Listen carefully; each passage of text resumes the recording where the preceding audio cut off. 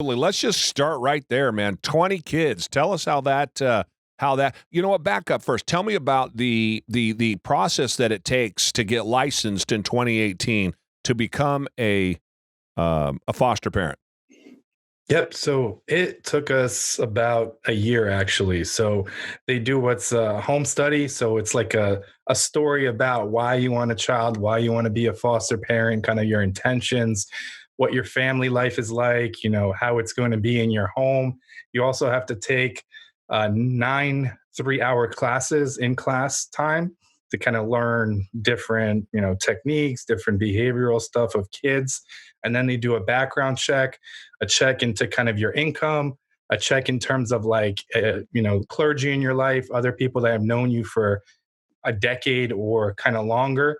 And then once all of that is done, they come and kind of inspect your home and have to license your home. Many people do everything else right, but when they get to their home, there may be something off. We actually had someone in our class, they had some kind of wall that was off. So they said either, knock it out and put a beam in or not. And that was significantly a lot of money. And they couldn't, foster at that point. So that's kind of where that was. And then we became foster. We got licensed as foster parents May 31st, 2018. And then June 1st, we had our first placement, two siblings, two boys. Wow.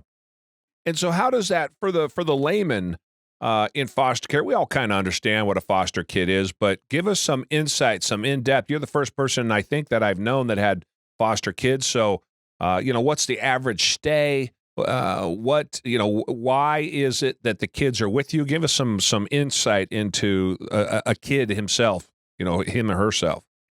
Yeah, I mean, there's short-term placements, there's long-term placements, there's times where you kind of help out other foster parents called respite care when they just simply need a break. So they stay with another foster family a few days.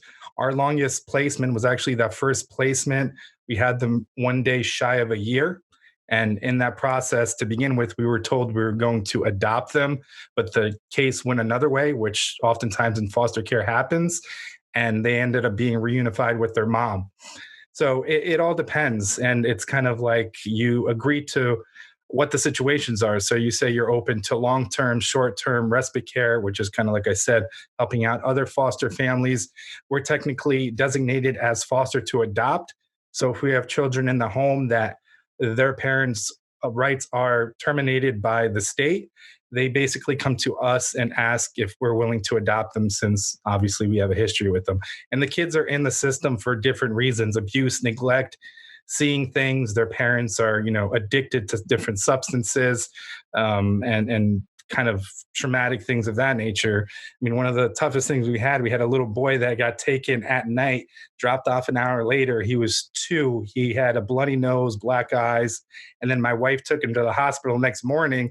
And then the nurse basically said, "Oh, yeah, we saw him 6 months ago. He came in with a fractured skull." So he was 1.5 with a fractured skull already.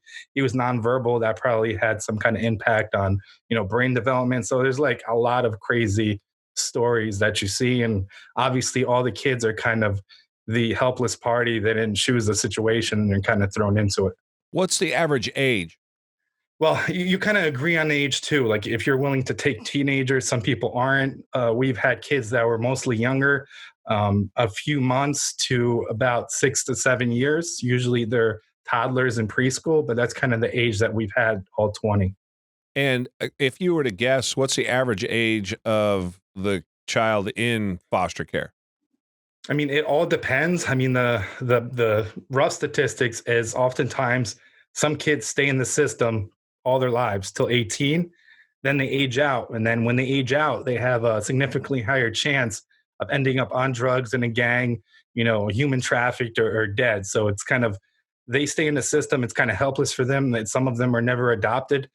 If they are older and the state kind of they have the rights of the child and their parents' rights were terminated, basically it's a lot harder to adopt statistically older kids because everybody wants that stereotypical baby to call their own so Yeah. they can mold it, that kind of thing. And it kind of sucks, but that's kind of the situation that happens. What is there an answer for? Again, I've met foster children. I had never met anybody that took a foster kid.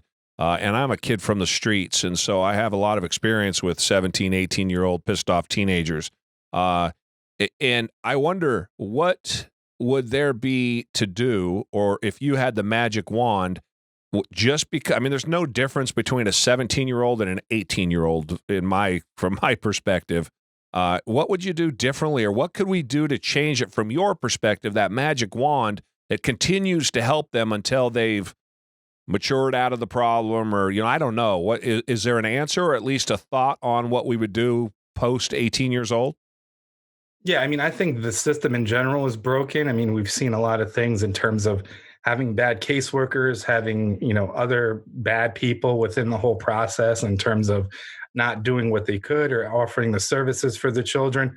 But I think giving services that they need. I mean, we've had to advocate on our own and kind of go everywhere and be loud sometimes to kind of give the kids the services that they need. A lot of the time it's therapy, and a lot of the time the therapy is either denied or they're too slow with it.